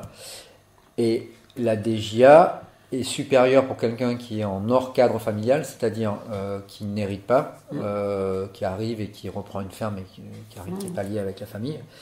Et la personne me disait, mais est-ce que cette DGA ne devrait pas être fonction aussi du capital disponible pour l'installation? Est-ce que ça, c'est des débats que vous avez Parce qu'on voit bien le problème, en fait, c'est qu'il y a aussi des gens qui sont pas hors cadre, ou même d'ailleurs des gens qui sont dans le cadre familial mais qui n'ont pas de capital, quoi. Et qui du coup, eux, ils ont éventuellement ils ont moins ou pas plus que ceux qui sont qui ont du capital, quoi. Ouais, je me souviens bien de la DGA, il y a une base et après tu as des bonus en plus. Ouais. Tu coches des cases. Donc une case non fils d'agriculteur, c'est une case, mais ça donne. C'est comme 10 000, non, je crois que plus quand même. Non, je suis pas sûr. Ouais, c'est ce que j'avais en tête. C'est pour ça, je pense que c'est pas si important que ça. Si tu es en bio, démarche de qualité, tu as un plus. Qu'est-ce qu'il y a comme plus? Il y a pas mal de choses. Ben, si tu investis plus de 100 000 euros, tu as un gros plus aussi. Donc ça va un peu à l'opposé. Oui, donc là, l'argent va à l'argent, en fait. Oui, là, l'argent va à l'argent. Donc voilà, tu as une base et après tu as des petits plus. Mais bon, il me semble que ça joue sur 10 000 balles, tous les plus additionnés. Okay. Donc, c'est pas ça qui fait la différence. Donc après, quand tu arrives que tu n'as pas de capital, la solution, c'est d'aller voir le banquier. Et le banquier, si tu n'as pas de garantie, il va te dire non. Sinon après, c'est ce que l'on fait des jeunes qui sont installés, créer un GFA, une SCI, familiale ou ouverte à d'autres, pour essayer de récupérer du capital et de faire acheter à une autre structure l'outil de production, quoi. Ouais. Ou alors passer par Terre de Liens, qui peut te louer une ferme. Et d'ailleurs, toi, est-ce que tu as, pour revenir sur la discussion qu'on a eu au début, est-ce que tu as envisagé finalement de céder, enfin de vendre du coup, hein, parce que je crois que ça ne donne pas à Terre de Liens les terres, quoi, la ferme, quoi. Ça pourrait s'envisager, mais je ne sais pas si c'est intéressant. C'est-à-dire que si tes enfants, si tu es sûr qu'ils veulent pas s'installer, éventuellement tu pourrais faire ça. Après Terre de Liens, je ne suis pas sûr qu'ils soient intéressés. Ah bon, d'accord. Parce que la personne me disait, Terre de Liens, en fait, ils ont pas mal de mal à rentrer dans l'Aveyron. Les Aveyronnais, ils vendent pas leurs terres et ils Je sais pas, moi j'ai vu des représentants de Terre de Liens là. Ils ont été voir 2 fermes, ils se disaient qu'ils avaient les moyens d'en acheter qu'une sur l'Aveyron. Ah oui. Le trail, notamment, là, ils voulaient faire acheter par Terre de Liens pour que ce soit plus facile d'installer quelqu'un. Terre de Liens leur a dit non, parce qu'ils n'avaient pas les moyens financiers, humains. Je comprends pas trop. Oui, donc Terre de Liens eux-mêmes n'ont pas assez de capital, quoi. Donc, alors qu'il me semble que quand ils faisaient des appels à capitaux, ça arrivait facilement. Peut-être maintenant ça arrive moins. Et humains pour gérer. Et puis ils ne voulaient plus racheter de maison d'habitation. Alors que moi je trouve que quand tu as une ferme et qu'il y a la maison d'habitation, c'est con de ne pas l'acheter pour pouvoir installer vraiment quelqu'un sur place, quoi. Et ils veulent acheter que les terres. Que les terres et les bâtiments. Ok. Et les gens, il faut qu'ils se débrouillent pour. Surtout que maintenant, c'est de plus en plus compliqué de faire construire à côté de la ferme. Oui, donc je sais pas. Donc au Trail, ça l'a pas fait. Ils venaient de. Je les ai trouvés au Café du Centre, on a mangé ensemble. Il y avait c'est un ancien paysan que je connaissais. Il me disait ça, on n'a pas de moyens. On a une salariée, c'est tout, sur le lot là. Pas de moyens financiers. Alors moi je croyais qu'à Terre de Liens, justement. Est-ce qu'on n'a pas expliqué ce que c'est des Terres de Liens, tu peux expliquer? Terre de Liens, c'est une structure pas quelle forme juridique elle a. Mais moi non plus, je sais pas si c'est une association. Je pense que je dirais. Non, peut-être pas quand même. C'est un truc un peu mixte, je sais pas. Donc voilà, qui récupère de l'argent de gens qui prêtent de l'argent, je crois, à Terre de Liens. Et Terre de Liens se charge d'acheter des fermes et de les relouer en bail de carrière à des jeunes qui s'installent. Bail de carrière, c'est-à-dire La durée de... tant que la personne d'activité. Tant que la personne est en activité, ouais. Ok, ça c'est possible ça. Ouais. Donc voilà, après il y a d'autres exemples. Il y a le Larzac, la SCI, Société Civile des Terres du Larzac, qui eux sont... c'est l'État qui est propriétaire de tout le plateau du Larzac. Tout ce qui devait devenir le camp militaire, l'État est propriétaire, il a signé un bail amphithéotique à cette société civile, et elle gère. Et c'est les paysans qui gèrent l'attribution de toutes les fermes quand il y a un départ à la retraite. Ou quand il y a un départ, même pas à la retraite. Ce qui veut dire que toutes les fermes, et chaque fois qu'il y a un départ, il y a 10 candidats parce qu'il y a 0 capital à amener. Quoi. Ouais. Il n'y a que le capital animaux matériels, mais après bâtiments et terres, il n'y a rien à amener. Parce que au Marigot, pour revenir, l'associé qui rentre, est-ce qu'il doit amener quelque chose ou comment ça fonctionne en fait? Parce que du coup, c'est le GAEC qui est donc. Ouais, comme on n'a pas mis. Maintenant, aujourd'hui, on peut mettre Avant, quand on a créé le GAEC, on ne pouvait pas mettre du foncier dans le capital social du GAEC. Maintenant, c'est possible. Donc, on avait fait ce choix obligé là de ne pas mettre le foncier. On ne l'a jamais mis. Donc aujourd'hui, dans le capital du GAEC, il y a juste le matériel, mais il n'y en a pas beaucoup, les animaux et les bâtiments qui ont été construits après. Donc ça représente 100 000 balles, je crois, à peu près. Donc ça veut dire qu'à 4 associés ou 110 000 balles, à 4 associés, quand un associé rentre, il faut qu'il rachète un quart. Enfin, voilà, donc, le capital du GAEC est divisé par le nombre d'associés. Donc moi, quand je suis parti, j'ai revendu mon quart de capital social. Et donc ça veut dire que l'associé qui arrive, il faut qu'il en gros, amène 20 avec la DGA, ça couvre largement. Oui, alors là, s'il est jeune, effectivement, la DGA permet de faire ça. Quoi. Ouais. Bah, ici, Odile s'est installé, ça y a coûté rien, Julien, c'est pareil, parce que la DGA a couvert l'ensemble. Ok. Ouais. Non, après, s'installer hors cadre, c'est pour ça qu'on voit beaucoup d'installations hors cadre sur des toutes petites fermes, des micro-fermes, parce qu'il y a le problème du capital et de l'accès au foncier. Parce que les fermes sont devenues de plus en plus grandes. Et aujourd'hui, une ferme qui arrête, qui a 80 hectares et des bâtiments, ça vaut... 1 million. Ouais, 500 et 1 million. Et qui va mettre 1 million à 30 ans là, sur un truc comme ça, quoi. Donc ce qu'on dit régulièrement, c'est qu'il faut des grosses fermes, il faut refaire des petites. Et pour refaire des petites, il faudrait pouvoir repartager le bâti. Donc c'est compliqué aussi, parce que les bâtiments sont à l'image des fermes, quoi. C'est des gros bâtiments. Ouais. On a remembré pendant longtemps, maintenant il faudrait démembrer, quoi. Mais là, il faudrait que l'État, c'est forcément l'État qui devrait faire ça, quoi. Oui, après c'est des plans, voilà. Ouais. L'État devrait être facilitateur là-dedans. Ou alors la solution la plus radicale avec laquelle moi je suis d'accord toujours, hein, c'est que la terre n'appartienne plus à des particuliers, quoi. Que la terre soit un bien commun qui appartienne à l'État ou aux communes, aux départements, je ne sais rien. Et que la gestion soit faite ailleurs que par la vente. Qu'il ne soit pas fait par la vente. Quoi. Mmh. Oui, mais comme c'est le cas sur le Larzac. Voilà, collectiviser la terre. Mais bon, on se fait traiter le communiste. Au moins le communiste. Le communisme, c'est aussi la sécurité sociale, pas que l'alimentation d'ailleurs, par exemple, ou les retraites. Non, c'est ça. Ça serait beaucoup plus simple si la terre n'appartenait pas aux paysans. Quoi. Sur ces aspects de terre-là, j'ai appris quelque chose aussi, c'est qu'il y avait des arrêtés préfectoraux qui limitaient le montant du montant de la location d'une terre, quoi. Et quelqu'un me disait, mais en fait, des fois, ces arrêtés-là, ils sont pas respectés, quoi. Enfin, ces montants sont pas respectés. T'as entendu parler de ça, toi? Oui, moi j'ai demandé pour qu'il m'envoie pour faire le bail au GAEC. Et donc c'est par territoire sur le département. C'est pas pour l'Aveyron, c'est par territoire, ce qui est normal. Ouais. Et après, tu as des fourchettes tellement grandes que... Ah non, moi on m'a dit carrément que les personnes pouvaient dépasser le montant maximum, quoi. Dans ton maximum, tu as de la marge. Ah oui, ok. Et le problème, c'est qu'après, tu peux aller contester ça devant le tribunal des baux. Des baux ruraux. Voilà. Mais sauf qu'une fois que tu as fait ça, à l'échéance de ton bail, tu risques d'être mis dehors et puis bon courage pour en retrouver un. Quoi. Donc, Mais ça fonctionne, le tribunal des bureaux ruraux, parce que nous, on a un représentant, la conf. On est dans plein d'instances. Et c'est un truc assez important où il se passe pas mal de choses. Il y a des gens qui contestent, il y a des gens qui. Ok. Ouais. Non, tu peux avoir gain de cause et rester sur les terres, je pense que t'es pas viré pour autant, je pense pas. Et est-ce que sur le même modèle, il a été envisagé de faire un instrument comme ça pour limiter le montant du prix de vente aussi? Parce que là, on parlait du prix de location, mais est-ce que le prix de vente, c'est quelque chose qui a été discuté à une époque, envisagé? Non, pas du tout, tu n'es pas au courant. Okay. Ben non. Mais il devrait être encadré, quoi. Ouais.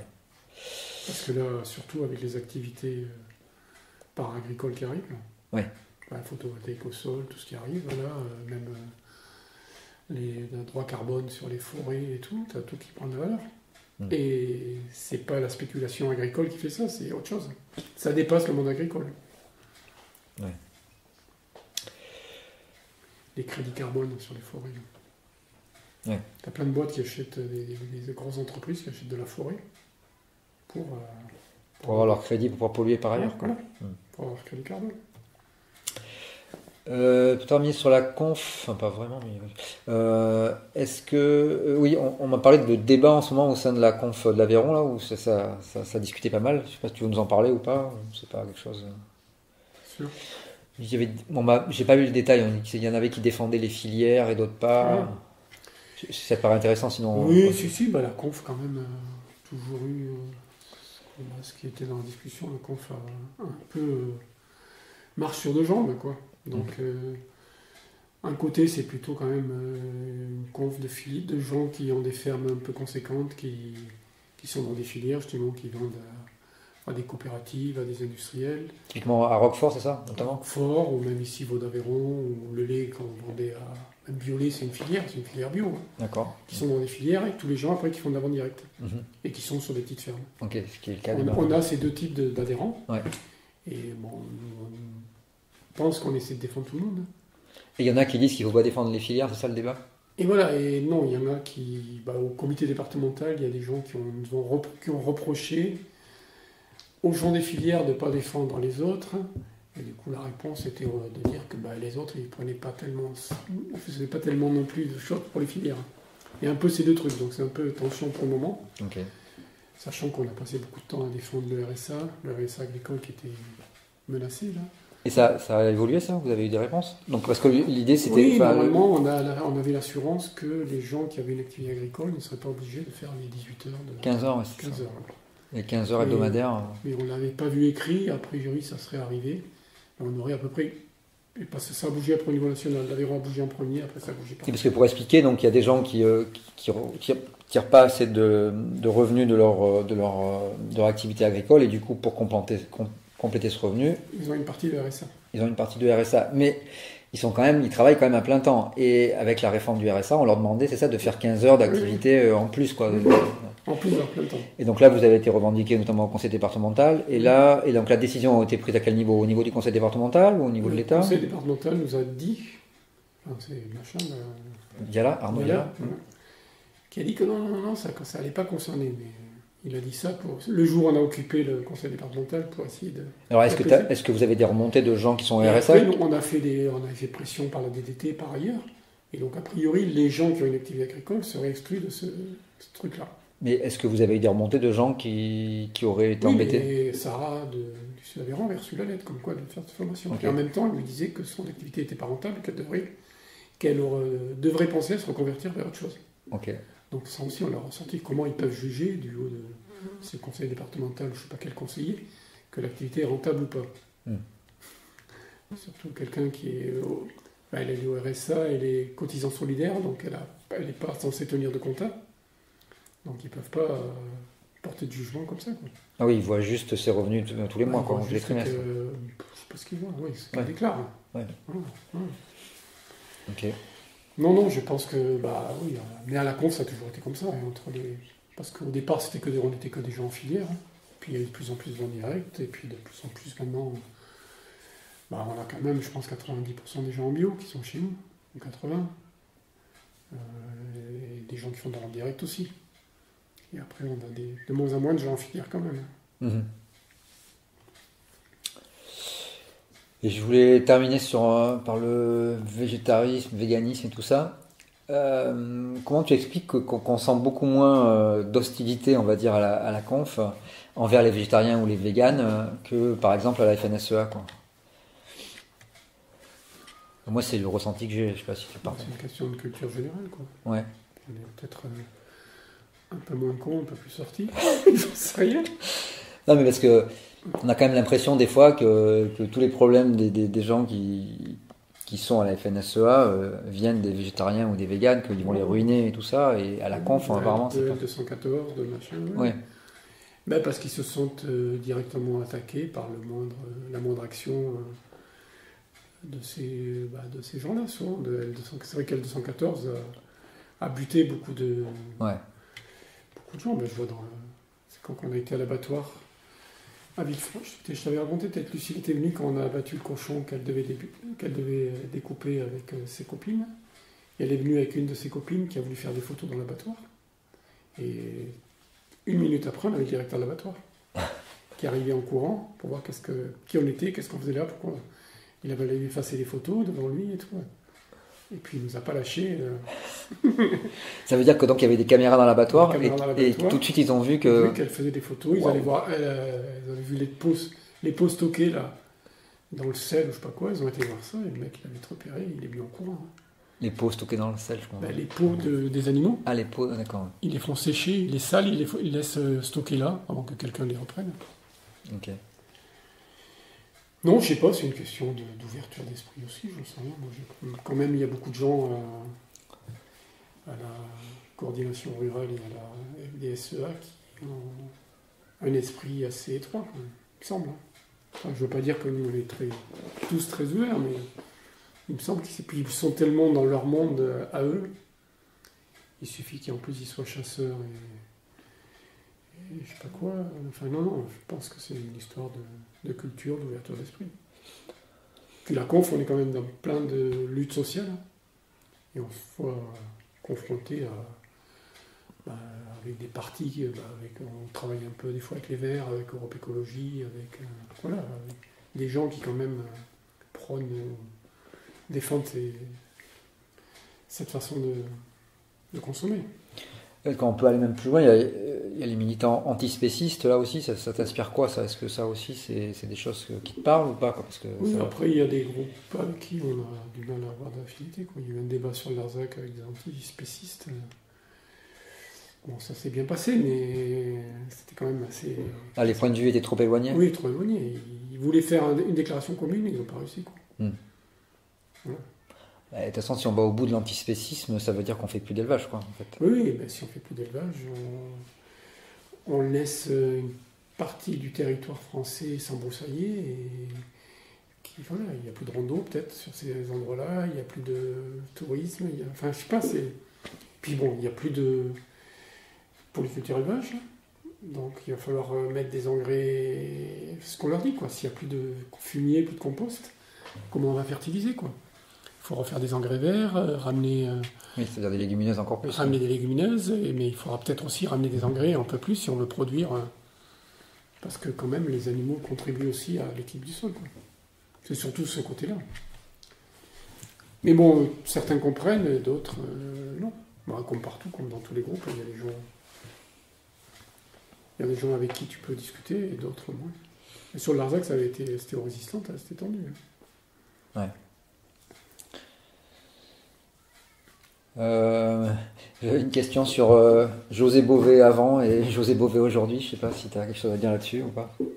Il a quand même pas mal évolué. Enfin, il est parti de José Bové, démonteur du McDo. Oui, moi j'ai connu José Bové pendant 30 ans, super militant, ou 25 ans. Un militant intelligent, jusqu'au boutiste, parce que quand même il s'est mis en danger plusieurs fois, que ce soit par des grèves de la faim ou sur les essais nucléaires quand il partait les dénoncer. Non, c'est quelqu'un de super qui après a fait comme d'autres font aujourd'hui. Là, quand je vois Aurélie Trouvé, c'est pareil, ils partent en politique et puis après la politique corrompt courant les syndicalistes, quoi. Ouais. T'es syndicaliste, tu lâches pas, et tu deviens politique et t'es dans le compromis tout le temps, quoi. Et le compromis, la compromission, ça arrive vite. Pas très loin. Ouais. Bon, après, on a l'impression que Beauvais, quand même, il est passé de la gauche de la gauche à la droite de la gauche. Il n'a pas été d'un coup. Hein. Ouais, oui, c'était progressif. Okay. Parce qu'au début, quand il était à l'Europe, ça se passait relativement bien. Son premier mandat, ça s'est bien passé. Et c'est après où il est rentré de plus en plus en politique. Au début, c'était Europe Écologie qui a proposé un tremplin, il l'a pris. Je pense il croyait aux idées d'Europe Écologie, il n'a pas été par opportunité. Il l'a pris, il a fait son job, et puis après, il est devenu encore plus politicard, les médias derrière. Et puis il aimait ça. Hein. Il a pris goût aussi à ce double jeu à un moment. Pas au double jeu, au jeu politique, il a pris goût au jeu politique. Et puis voilà, et après, il était toujours à la recherche de je sais pas de quoi. Des compromis pour faire passer des idées, et puis ça passait jamais. Et d'essayer de se justifier, d'expliquer, et puis après il a pris des positions qui étaient un peu... Je sais pas s'il les regrette maintenant, je ne sais rien. Ouais, tu l'as pas recroisé récemment? Si, je l'ai recroisé, on l'a revu là, ces jours-ci, par rapport au Roquefort Douceur. Là. Il y a une société qui voulait lancer un Roquefort Light, sans en parler aux producteurs, sans en parler à personne. Donc ça fait un peu scandale. Donc je sais pas, parce que... Ce qui n'est pas complètement nul dans l'idée de dire peut-être, mais bon, le Roquefort, s'il y a pas, parce qu'il y a beaucoup de sel dans le Roquefort. Si on enlève du sel, la conservation du Roquefort et les fermentations ne vont pas être les mêmes. Donc, on se dit que pour passer un Roquefort light, ils vont peut-être être obligés de pasteuriser le lait. Donc c'est plus du lait cru. Donc ils font tout ça sans en parler aux producteurs. Alors c'est vraiment, ça correspond, c'est plus du Roquefort, quoi. Ils ont quand même dû faire des tests, non? Mais j'en sais rien, mais c'est les producteurs l'ont appris comme ça. Donc ça a été un peu la guerre, puis là ils ont tout arrêté. Donc voilà, maintenant les producteurs sont... Pourquoi pas discuter d'éventuels Roquefort avec moins de sel. Mais bon, si c'est Roquefort douceur... C'était que sur le sel, c'était pas sur le gras par exemple, quoi. Ouais, parce que le light, pour moi, j'entends aussi moins de gras, mais... Okay. Mais le problème, c'était le sel, a priori. Ouais. Non, voilà, on l'a revu là, José, il était à fond, parce qu'il disait que ça correspondait plus au cahier des charges de Roquefort. Il y a un cahier des charges strict, et la quantité de sel, ça fait partie du cahier des charges. Donc il était prêt à attaquer les sociétés, avec les avocats qu'il connaissait, donc la conf, on était prêt à le suivre, mais si c'était pas José Beauvais qui faisait tout comme il voulait, si on faisait ensemble. Et puis là, du coup, ça a fait du bruit, et la société a dit on arrête tout. Okay. Comme il fêtait les 100 ans de Roquefort le week-end dernier, je crois. On reverra après. Oui, ça aurait fait des ordres. Ok, moi j'ai plus de questions, je sais pas si tu as quelque chose à ajouter d'important. Pas important d'ailleurs. Ouais. Qu'on n'aurait pas vu. Non, je sais pas, il y a plein de choses, quoi. Il y a Sorbins aussi, c'est vrai que je suis content de ce qu'on a fait sur la ferme, mais je suis content de tout ce qui s'est fait autour aussi, quoi. Il y a la ferme qui a été pendant longtemps une vitrine, qui l'est un peu moins ici. Maintenant, peut-être parce que la ferme est moins militante aussi. Moi, je pense que j'étais le plus militant des associés. Donc ça allait un peu moins, mais on a été une vitrine longtemps par rapport à l'agriculture biologique. À la fois une vitrine et à la fois au départ très dénoncée, parce qu'on faisait tâche dans le paysage, puisqu'on ne travaillait pas comme les autres. Mais ça se matérialisait comment? D'être dénoncé, comme tu dis? Pas directement. Hein. Pas directement, mais on entendait par derrière que les gens pensaient qu'on travaillait n'importe comment, qu'on faisait n'importe quoi.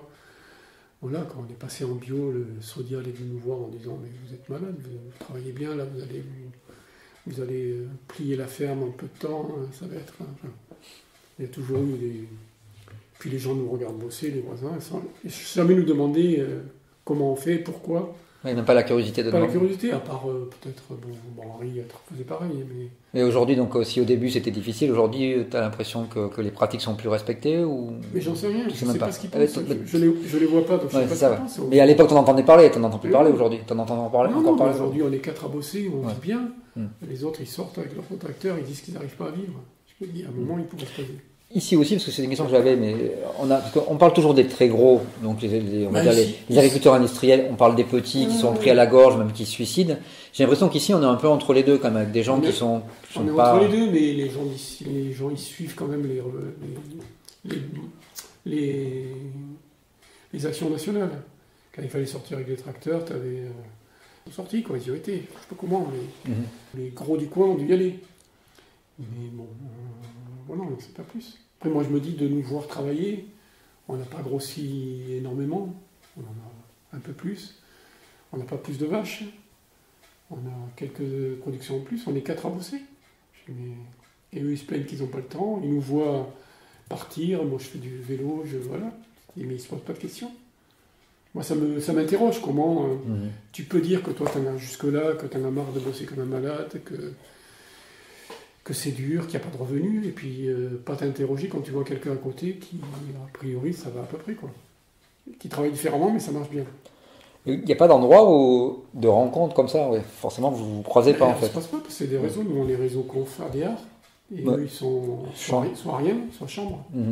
Soit le pire, enfin chambre, et encore la chambre fait du boulot correct des fois, mais des fois t'en as qui sont rien du tout, ils sont que techniciens, des mecs qui leur vendent toutes les merdes, quoi.